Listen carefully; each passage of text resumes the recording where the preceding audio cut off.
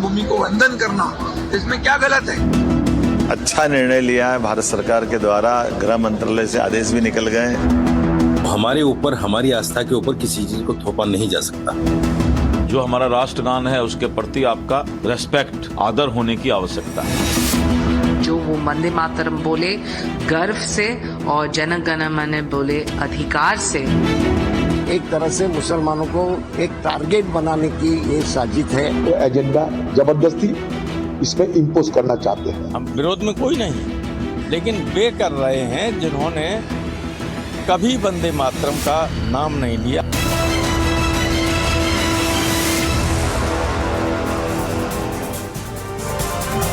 नमस्कार, आप देख रहे हैं 3 का तर्कश। आपके साथ मैं हूं मीनाक्षी खंडवाल। देश की संसद 9 मार्च तक के लिए स्थगित हो गई है, जहां Bharat America trade deal, general Naravane की किताब, हरदीप सिंह पुरी का इस्तीफा, उसकी मांग की गई, पीएम के खिलाफ महिला सांसदों का विरोध और स्पीकर के खिलाफ अविश्वास प्रस्ताव से लेकर राहुल गांधी के सांसदी तक के मुद्दे, उनके खिलाफ ये मुद्दे छाए रहे। और इन सबके बीच विरोध का नया चैप्टर केंद्र सरकार के वंदे मातरम के सभी छंदों को गाए जाने के फैसले ने खोल दिया। वंदे मातरम का विरोध नया नहीं है, आजादी से पहले भी हुआ, आज भी हो रहा है। सरकार वंदे मातरम के 150 साल पूरे होने को लेकर उत्सव भी मना चुकी है, सदन में 2 दिन की चर्चा कर चुकी है, लेकिन सरकार का सभी छंदों को अनिवार्य करना ये नया फैसला है। अरशद मदनी हो, मौलाना साजिद रशीदी हो, जो इस फैसले को एक तरफा बता रहे हैं।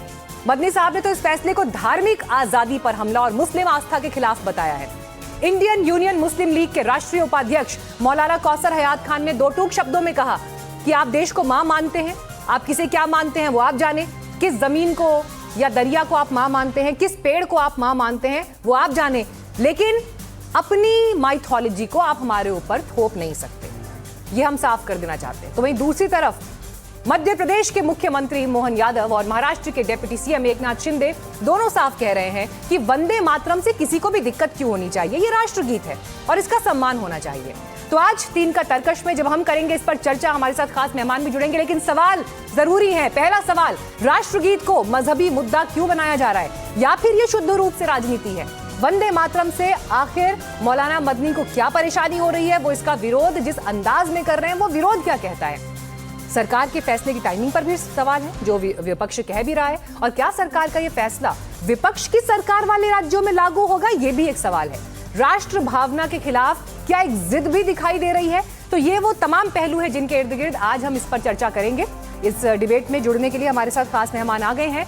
धर्मगुरु आचार्य विक्रमादित्य हमारे साथ मौजूद हैं, वीएचपी से विनोद बंसल जी हमारे साथ आ गए हैं, हमारे साथ मौलाना साजिद रशीदी भी जुड़ेंगे और मुमताज आलम रिजवी पॉलिटिकल एनालिस्ट हैं, आप भी जुड़ेंगे। लेकिन यहाँ पर शुरुआत में सीधे इस वक्त विनोद बंसल जी आपके साथ करना चाह रही हूँ।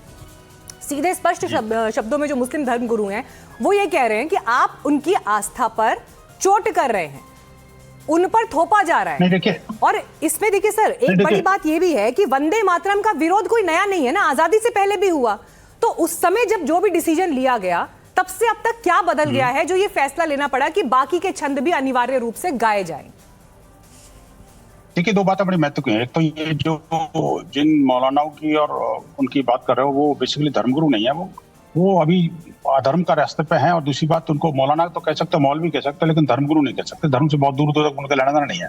दूसरी बात ये कि देखिए, ये वंदे मातरम कोई नया नहीं है, वंदे मातरम का विरोध भी कोई नया नहीं है, ये भी मैं मानता हूँ इस बात को। लेकिन ये बात है, जब इसका विरोध हुआ था तभी भारत का विभाजन हुआ, और जब विरोध के स्वर को जहाँ मोहर लगा दी गई कांग्रेस के द्वारा, तभी मेरे माँ भारती के 2 टुकड़े हो गए। आप देखिए कि ये जो वंदे मातरम है, ये सिर्फ ऐसा नहीं है कि वो स्वाधीनता की लड़ाई में काम आया हो। आज भी मेरे भारत के वीर सैनिक जो है सीमांत क्षेत्रों में और -20 डिग्री टेम्परेचर में भी, और अपना सारे जान जोखिम में लगा करके और इस्लामिक जिहादियों के बंदूकों की गोलियों को झेलते हुए सिर्फ वंदे मातरम बोल करके और माँ भारती को बचाते हैं।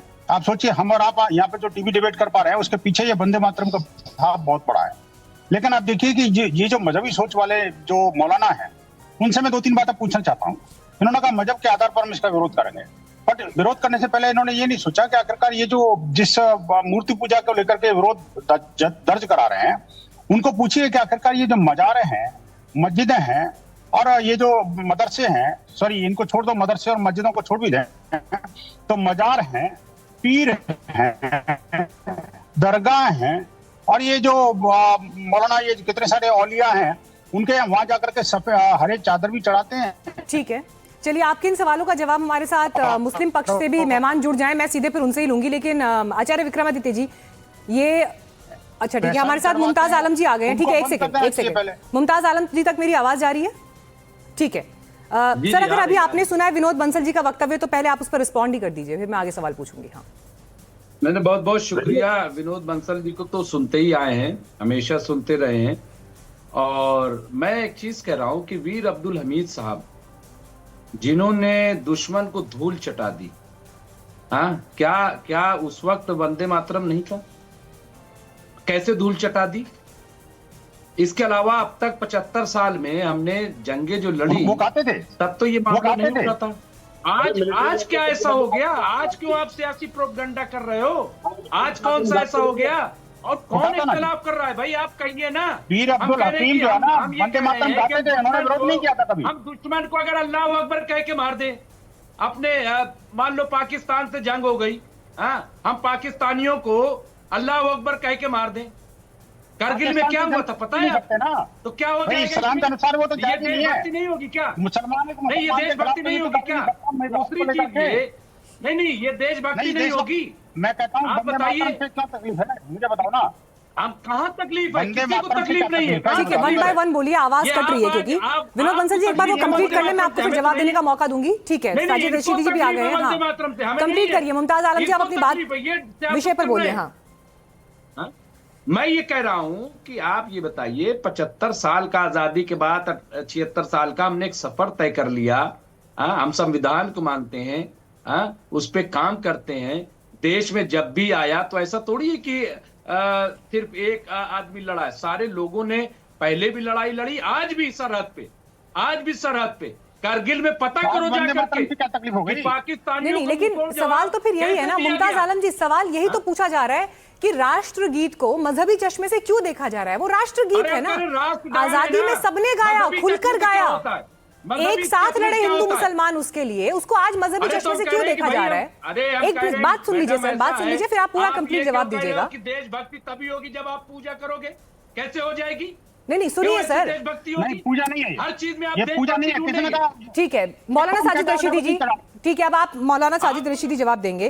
सर, मैं इसके बारे में डिटेल्स पढ़ रही थी और मुझे एक नाम मिला, आजादी की लड़ाई लड़ने वाले एक मतवाले का नाम मिला जो वंदे मातरम गाते गाते फांसी के फंदे पर झूल गया। अब्दुल खादर, बड़ी कम उम्र थी लेकिन फांसी के फंदे पर झूल गए, यही वंदे मातरम गाते हुए झूल गए। तो जब अब्दुल खादर गा सकते हैं ये गीत, तो फिर क्यों मुस्लिम समाज ये कह रहा है कि ये हमारी आस्था पर चोट है, आप हमारे ऊपर थोप रहे हैं? राष्ट्रगीत है ना सर, राष्ट्रगीत की नजर से क्यों नहीं देखा जा सकता इसको? क्यों एक अननेसेसरी विरोध का मोर्चा खोला जा रहा है? आप कह रहे हैं कि नहीं, सर कटा देंगे लेकिन नहीं गाएंगे वंदे मातरम, ये कैसी बातें हैं सर? एक मिसाल मशहूर है कि ज्ञानी से ज्ञान लड़े, ज्ञान सुहाया होए, मूर्ख से मूर्ख लड़े, तुरंत लड़ाई होए। आज की कहानी वही चल रही है। देखिए, मेरा देश संविधान से चल रहा है, न गीता से चल रहा है, न कुरान से चल रहा है। और मेरे देश के संविधान में आर्टिकल 25 में मुझे इस बात की आजादी है कि जो भी चीज मेरे धर्म के आड़े आए मैं उसको न मानूं। सर, मैं तो नाम लेके बोल रही हूँ ना, अब्दुल खादर के धर्म के आड़े नहीं आया क्या? अब्दुल खादर के धर्म के आड़े नहीं आया क्या? वो भी तो मुसलमान थे ना, उन्होंने गाया, गाते गाते फांसी के फंदे पर झूल गए। सर, क्या उनकी राष्ट्रभक्ति या उनका अपने धर्म के प्रति विश्वास कम था? क्या कहना चाह रहे हैं? मैं अपनी बात पूरी कर लूं प्लीज, कंप्लीट करिए, सवाल का जवाब दीजिए, इसीलिए सवाल पूछा गया है, जवाब की उम्मीद करते हैं। 2016 में सुप्रीम कोर्ट में यही मैटर लगा था। सुप्रीम कोर्ट ने ये कहा कि अगर राष्ट्रगान के लिए भी कोई आदमी खड़ा नहीं होता है तो भी उसके देश प्रेम में कोई फर्क नहीं आएगा, उसके देशद्रोही नहीं कहा जाएगा। आज भी जो एडवाइजरी जारी हुई है गृह मंत्रालय से, उसमें कहीं नहीं लिखा है कि जो आदमी नहीं खड़ा होगा, जो आदमी सम्मान नहीं करेगा, उसको जेल कर देंगे, उसको फांसी की सजा हो जाएगी, उसको कोर्ट में जेल में डाला जाएगा। ऐसा कहीं भी नहीं लिखा हुआ है। आप क्या विरोध कर रहे हैं? आप क्या विरोध कर रहे हैं? अरे चुप रहो, बीच में मत बोलो। ठीक है, कंप्लीट करिए सर, जल्दी कंप्लीट चुप रहो, बोलिए। ये इस्लामिक संस्कृति है क्या आपकी? चुप रहो का? अरे चुप एक रहो, मिनट विनोद जी रुक जाइए, मैं आऊंगी, उनको संस्कृति अपनी में बात अच्छी पूरी तरह कर ले सर, जानता फिर हूं, वो मैं सबकी अच्छी बात तरह अधूरी रह जाती है। ठीक है, मैं अभी अच्छी तरह आचार्य जानता विक्रमादित्य के पास भी जाना है। सुनिए। हाँ जल्दी बोलिए तो सर। मैं ये कह रहा हूं कि देखिए उस वक्त हमारी अंग्रेजों से लड़ाई थी। जिन लोगों ने वंदे मातरम को गाया, अंग्रेजों से लड़ाई में गाया। आज लड़ाई तो नहीं है किसी से। किससे लड़ाई है बताओ मुझे? हमारी लड़ाई तो आजकल इन विचारों से है जो विचार सामने बैठे हैं। ये जो देश में नफरत फैलाना चाहते हैं, जनरल आसिम मुनीर की बात को आगे बढ़ाना चाहते हैं कि हिंदू मुसलमान एक साथ नहीं रह सकता। जरा एक बार इनका मौलाना जी का ऑडियो बढ़ाइएगा, मुझे ऑडियो कम मिल रहा है, काम मैं उनकी आवाज ठीक से पूरी सुन नहीं पा रही हूँ। मैं अपनी बात पूरी कर रहा हूं। लास्ट सेंटेंस में आपको बता रहा हूं। आपको डोवाल जी का वक्तव्य भी याद होगा। अजीत डोवाल जी ने कहा था कि आजादी के बाद से अब तक जितने भी लोग आईएसआई के संबंध में पकड़े गए उनमें 80% हिंदू थे। ये वही लोग हैं जो आज वंदे मातरम को लेकर मुसलमानों के सामने खड़े हैं। ये सिखों के सामने क्यों नहीं जाते? ये जैनियों के सामने क्यों नहीं जाते? ये बुद्धिस्टों के सामने क्यों नहीं जाते? किसी के सामने नहीं जाते। ये कहां से फिर मुसलमानों से लड़ रहे हैं। क्या क्या जानकारी मुसलमानों से लड़ रहे हैं। ये कहां से क्या जानकारी गलत कर दी कोड मैंने? कौन सी गलत जानकारी कोड कर दी मैंने? कौन सी गलत जानकारी बताइए ना। मैं तो आपसे पूछ रहा हूँ सोर्स क्या है इस इंफॉर्मेशन का जो आपने कोट किया है अभी? What is the source? कौन सी उसका? मैंने तो कई सारी बताई। दो तीन डेटा आपने दिए, डेटा कहां से आ रहा है ये डेटा? ये तो डोवाल साहब का ऐसा मौजूद है। डोवाल साहब का ऐसा कोई स्टेटमेंट मुझे मेरी नॉलेज में तो नहीं है सर। आप पता नहीं कहां से कोट कर रहे हैं। I have no idea about it. आपने नहीं सुना? नहीं है, आप कहां से ये मैं वही तो पूछ रही हूँ, ये कहां से आप ये डेटा कोट कर रहे हैं? इसका कॉन्टेक्स्ट क्या है सर? सर ये बातें ना बड़ी संवेदनशील बातें हैं। मुझे लगता है थोड़ा जिम्मेदारी से बात करेंगे। ठीक है आचार्य विक्रमादित्य जी प्लीज आप उनको लाइए स्क्रीन पर। मुझे बताइए सर, ये बहस तो नहीं है ना वंदे मातरम को लेकर?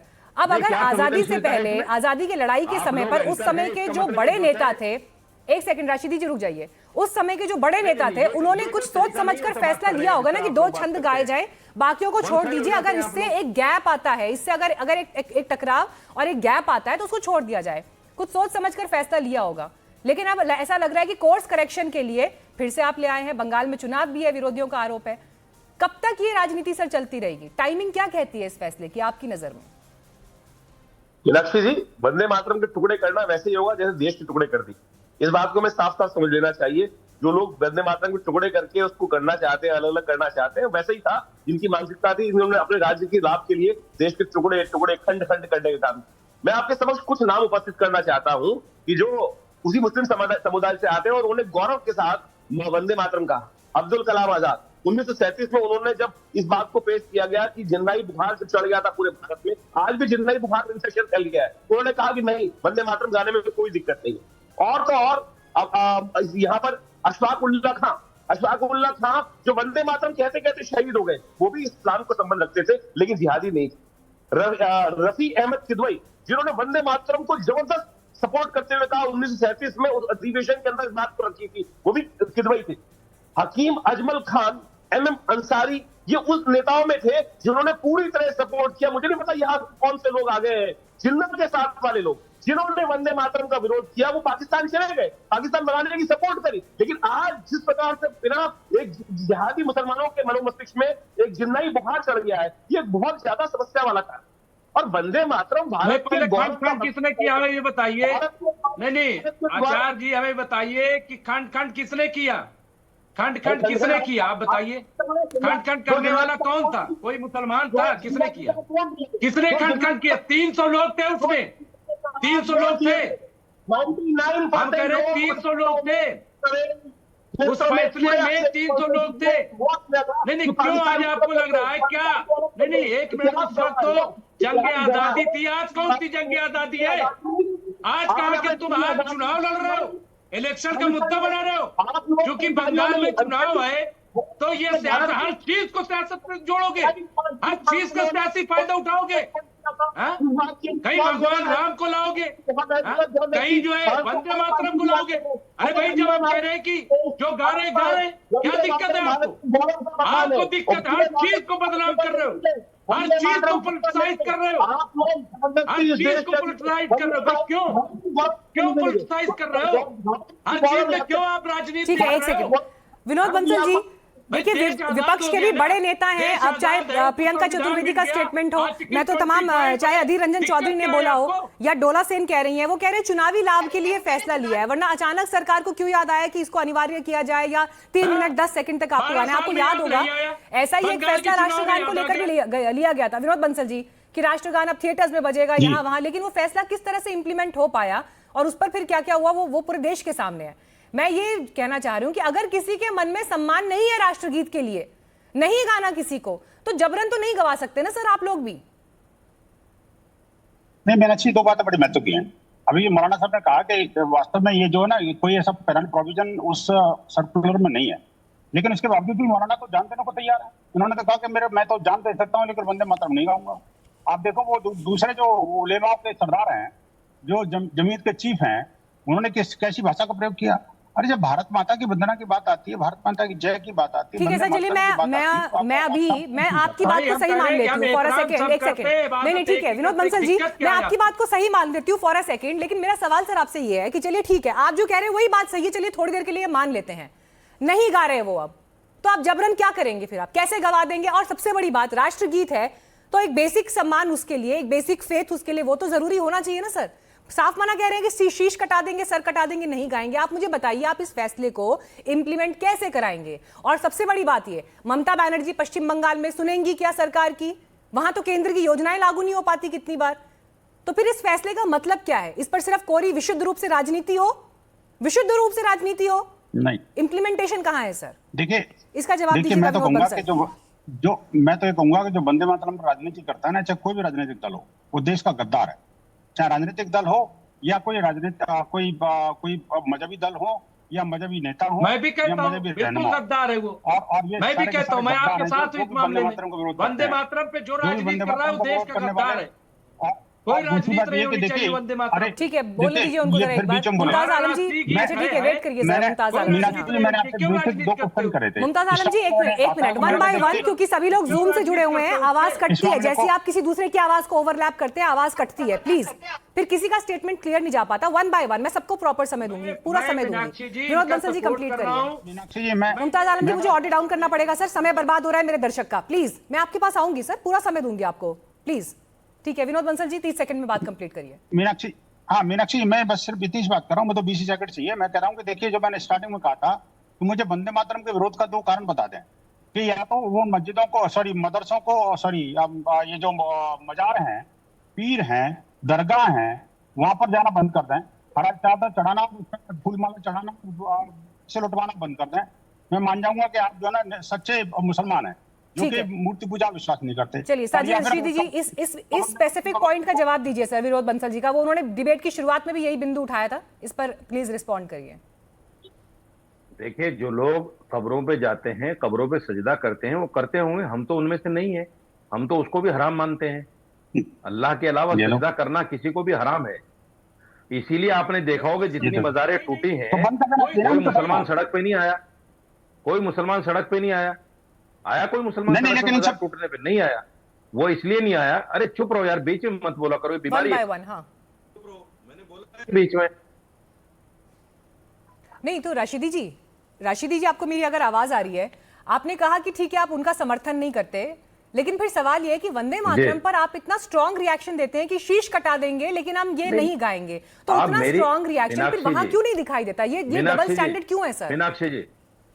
मीनाक्षी जी, मैं एक बात कहना चाहता हूं, विनोद बंसल से भी कहना चाहता हूं, आचार्य जी बैठे उनसे भी कहना चाहता हूं, सरकार तो इनके मुताबिक इनकी है ना, हालांकि हमारी भी है, लेकिन ये कहते हैं हमारी सरकार अब आई है 65 सालों में।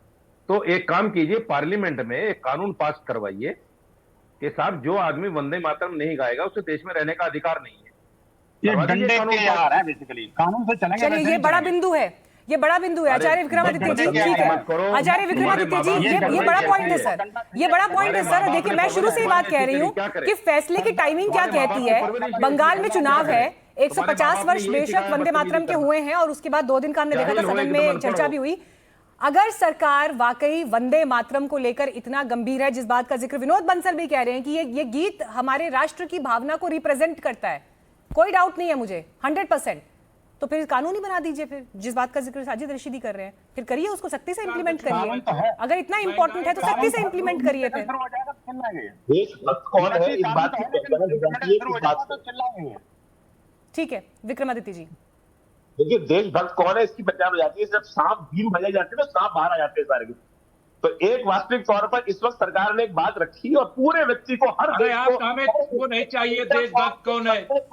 देशभक्त कौन है वो तो पता चला है, गद्दार सारे लोग थे, अंग्रेजों की चुगली करते थे, दलाली करते थे। सर कब तक हम इस तरह के सर्टिफिकेट्स एक दूसरे को देते रहेंगे? कौन किसको राष्ट्रभक्ति का सर्टिफिकेट देगा? लिखा हुआ है, बताइए। ठीक है, कौन लोग? मुमताज आलम रिजवी, ठीक है सर, सवाल पर जवाब दीजिए, मुझे ये बताइए सर। हमारा अगर नहीं मिल जाएगा कि हमने गद्दारी की है तो आप बताइए। बाहर आ गए, ये सरकार ने दिखा दिया। आपके कहने तो हो जाएगा क्या? सर्टिफिकेट बांटते फिर रहे हो हर जगह, कहीं किसी का कार्ड चेक कर रहे हो, कहीं किसी का खाना चेक कर रहे हो, कहीं किसी का कपड़ा चेक कर रहे हो। आचार्य जी जरा एक सेकंड रुकिएगा, उनकी आवाज क्लियर नहीं आ रही है। ठीक है, उनकी आवाज क्लियर नहीं आ रही है। मुमताज रिजवी, मुझे क्लियर कट बताइए सर, विरोध की बात तो ठीक है, लेकिन क्या इस बात को लेकर कोई चिंतन मनन मुस्लिम समाज के भीतर भी हो रहा है कि जब इन विषयों पर राजनीति होती है, उन विषयों पर एक अंतिम स्टेटमेंट क्या होना चाहिए सर? मैं सिर्फ इन डिबेट्स की और इन डिस्कशंस की बात नहीं कर रही हूं। राष्ट्रगान है, देश में राष्ट्रगान है, राष्ट्रगान सब गाते हैं, राष्ट्रगीत है, उसका भी। आपको वंदे मातरम के पहले दो छंदों से भी दिक्कत है क्या? मुझे चलिए रिजवी साहब ये बताइए। अच्छा, अगर वंदे मातरम के पहले दो छंदों से भी परेशानी है क्या? क्या हो जाएगा देश का? क्या वंदे मातरम के पहले दो छंद के बारे में बताइए रिजवी साहब, पहले दो छंद उसे गाने में तो कोई दिक्कत नहीं ना? उसका तो सब एहतराम करते हैं, सब मानते हैं, बिल्कुल हम भी मानते हैं, हम भी मानते हैं। ठीक है, हम भी मानते हैं। ठीक है, रशीदी जी चलिए आप भी बता दीजिए सर, पहले दो छंद उसमें तो कोई दिक्कत नहीं है ना, या उसमें परेशानी है? पहले दो छंद गाने में। मीनाक्षी जी अभी एक महाशय बैठे हुए हैं यहाँ, वो कह रहे थे मौलाना अबुल कलाम आजाद ने गाया है। हालांकि मौलाना अबुल कलाम आजाद वो आदमी है जिन 4 लोगों ने कांग्रेस को बाकायदा एक लेटर लिखा कि हमें इस पर आपत्ति है, और 1947 में कांग्रेस ने मैंने आपको एक स्वतंत्रता संग्राम के लिए लड़े उस मतवाले तक का नाम बताया जिसने आजादी की लड़ाई में वंदे मातरम को गाते गाते फांसी के फंदे पर जो झूल गया, अब्दुल खादर नाम बताया सर अभी आपको। तो फिर अब ये बातें बड़ी छोटी हो जाती हैं फिर जब आप इतिहास से उदाहरण निकाल कर देखते हैं, बातें बड़ी छोटी हो जाती हैं। नाम का आदमी था। ठीक है, बहरहाल मेरे पास समय की कमी थी। आप सभी का बहुत धन्यवाद चर्चा में जुड़ने के लिए।